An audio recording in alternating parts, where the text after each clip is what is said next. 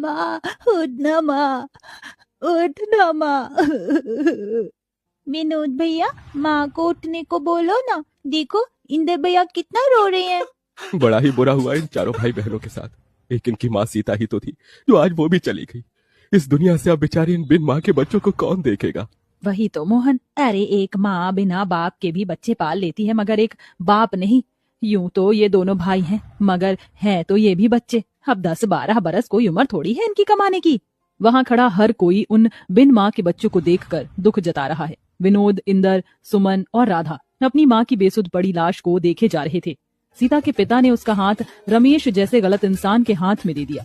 सीता को शादी के बाद पता चला कि रमेश पियक्कड़ है, मगर हर औरत की तरह सीता ने भी इस उम्मीद से कि एक ना एक दिन रमेश सुधर जाएगा, उसने इस रिश्ते को निभाया और 2 बेटी और 2 बेटों को जन्म दिया। सारा जीवन दुख उठाकर उसने भरसक उन्हें पालने की जिम्मेदारी उठाई, मगर उसका कमजोर शरीर जरूरत से ज्यादा मेहनत करने की वजह से कई बीमारी में घिर गया और आज सीता इस दुनिया में नहीं रही। विनोद ने डबडबाई आंखों से अपनी माँ के शव को देखकर कहा, इंदर भाई, माँ का अंतिम संस्कार करना है। दोनों भाई अर्थी उठाए शमशान घाट लाकर अंतिम संस्कार करते हैं। ठंड इतनी भयंकर थी कि बेचारे उन बिन माँ के भाई बहनों का रोम रोम कांप उठा था। दुधमुही राधा चिता को जलता देख बस रोए जा रही थी। खुद जलते जलते भी वो माँ अपने औलाद के उघार शरीर को गर्माहट से भर जाती है। बेचारे उन चारों भाई बहनों को भूखे प्यासे 2 दिन हो जाते हैं। अले ले ले, चुप हो जा राधा, तू तो भैया की प्यारी बहना है ना। भैया, राधा को दूध पीना है, वो भूख से रो रही है। बस अब मैं मेरी दोनों बहनों को ऐसे भूखा नहीं देख सकता। इंदर, तू इनका ख्याल रखना, मैं खाना लेके आऊंगा। मैं भी आपके साथ चलूंगा भैया, हमारी दोनों बहनें, हम दोनों भाइयों की जिम्मेदारी है। ये ले सुमन, राधा का ख्याल रखना। 2 साल की राधा को सुमन की गोद में देकर दोनों भाई उस ठंड के कहर में काम ढूंढने निकल जाते हैं। ओह भैया, यहाँ तो कितनी ठंड है और कोहरा भी, कुछ भी दिखाई नहीं दे रहा। हमें आगे चलना होगा। कुछ दूर आगे आकर वो कुछ लोगों को अनाज की बोरियां उतारते देखते हैं। चल भाई, वहाँ चलकर काम मांगते हैं। हाँ भैया। जरा जल्दी जल्दी बोरी उतारो। दोनों भाई रामनाथ के आगे हाथ जोड़कर खड़े हो जाते हैं। सेठ जी, हमें भी काम दे दीजिए। मगर बच्चों, तुम तो अभी बहुत छोटे हो और ये बोरियां उतनी ही भारी हैं, उठा पाओगे तुम? तभी दोनों की आंखों के सामने अपनी बहनों का भूखा चेहरा आ जाता है। हाँ सेठ जी, हम उठा लेंगे, क्योंकि इस वक्त हमें अपनी दोनों बहनों के लिए खाना लेकर जाना है। रामनाथ दोनों को काम दे देता है। ठंड में बोझा ढोके खाना लिए वो घर जाते हैं और अपनी बहनों को पेट भर कर खिलाकर खुद भूखे सो जाते हैं। ऐसे ही 15 साल बीत जाते हैं। विनोद, इंदर, ये लो तुम्हारी आज की दिहाड़ी। कितने हैं सेठ जी? दोनों के मिलाकर पूरे 2000 हैं। बहुत बहुत शुक्रिया सेठ जी। विनोद, कितनी बार कहा है मुझे सेठ जी मत कहा कर, काका कहा कर। कितने छोटे से आए थे तुम यहाँ, 15 साल बीत गए। तुम दोनों भाइयों की वजह से मेरा कल का छोटा सा गोदाम राशन मिल बन गया है। खैर, पिछले 2 दिन से तुम घर नहीं गए। जाओ, तुम्हारी दोनों बहनें चिंता कर रही होंगी। चलो भैया, घर चलते हैं।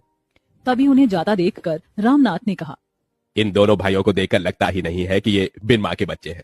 खुद पर दुख उठाकर अपनी दोनों बहनों को पढ़ाया लिखाया। ईश्वर ऐसा भाई और ऐसी औलाद हर माँ को दे।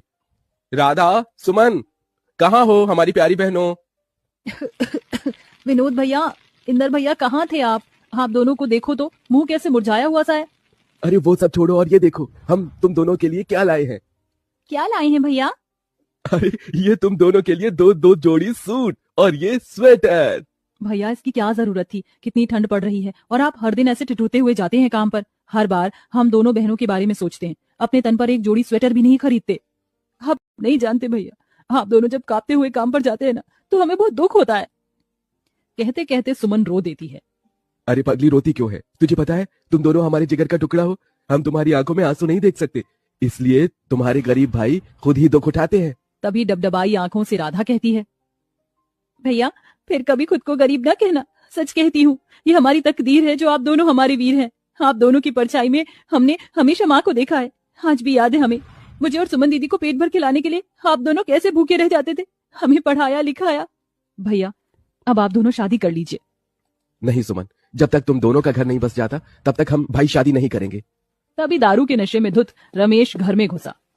विनोद, चल मुझे पैसे दे, मुझे दारू पीना है। शर्म नहीं आती आपको? आपकी इसी दारू की आदत की वजह से हमारी माँ दुनिया से चली गई और हम बिन माँ के हो गए।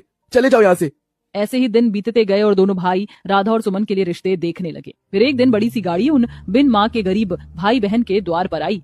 आइए वसुंधरा जी, मुझ गरीब भाई की कुटिया में आपका स्वागत है। इंदर, जाकर राधा और सुमन को ले आ। वसुंधरा दोनों की सादगी देखकर उन्हें पसंद कर लेती है। विनोद, मुझे तुम्हारी बहनें पसंद है, तुम बस शादी की तैयारी करो, मैं जल्दी अपने बेटों की बारात लेकर आऊंगी। माँ जी, मेरी आपसे एक विनती है। आप तो जानती हैं हम दोनों बिन माँ की बेटियां हैं। हमारे भाइयों ने बड़ा दुख उठाकर हमें पाला है। हमारे भाई दहेज नहीं दे पाएंगे। ये सुनकर दोनों भाइयों की आंख से आंसू छलक जाता है। बेटी, मुझे कोई दहेज नहीं चाहिए, चलती हूँ। ऐसे ही दिन बीतते हैं। इधर शादी का दिन पास आया है तो वहीं ठंड कई गुना बढ़ जाती है।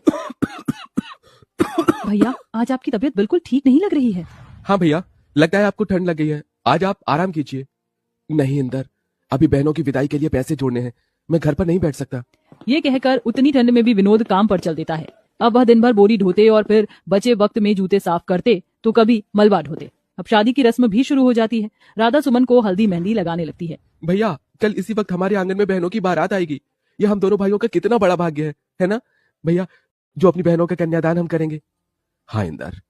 मगर दोनों को कहाँ पता था कि एक और दुख उन पर आन पड़ने को है। शादी के रखे पैसे को रमेश चुरा कर ले जाकर दारू पी जाता है और खूब सट्टा खेलता है, जिसके बाद दोनों चिंता में आ जाते हैं। भैया, पैसे तो है ही नहीं।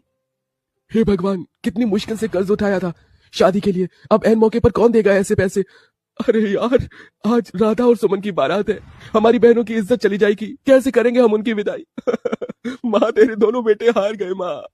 दरवाजे पर खड़ा रामनाथ ये सुन लेता है और फौरन पैसे मंगवा कर उन्हें दे देता है। विनोद, इंदर, ये लो और इसे अपनी बहनों का कन्यादान करो। शुक्रिया काका, आज आपने हमारी बहनों की विदाई रुकने से बचा लिया। जिसके बाद दोनों उनका कन्यादान करते हैं और शादी बड़े धूमधाम से वसुंधरा के बेटों से होती है, जिसे कि पूरा गांव देखता है। और विदा होते हुए सुमन दिल से रोते हुए कहती है, भैया, आपने हम दोनों के लिए माँ और पिता दोनों का फर्ज निभाया। जाते जाते इस बहन को एक खुशी और दे दो। बोल मेरी बहन। भैया, अब बस अपना घर बसा लो, हम दोनों आपका घर बसते देखना चाहती हैं। थोड़े ही दिनों बाद दोनों भाई भी शादी कर लेते हैं और चारों बहन भाई अपने अपने जीवन में खुशी हो पाते हैं। कहते हैं इस दुनिया में माँ की जगह कोई नहीं ले सकता, मगर इंदर और विनोद जैसे भाई जिस भी गरीब बहन के भाग्य में हो तो माँ और पिता दोनों का रूप मिल जाता है।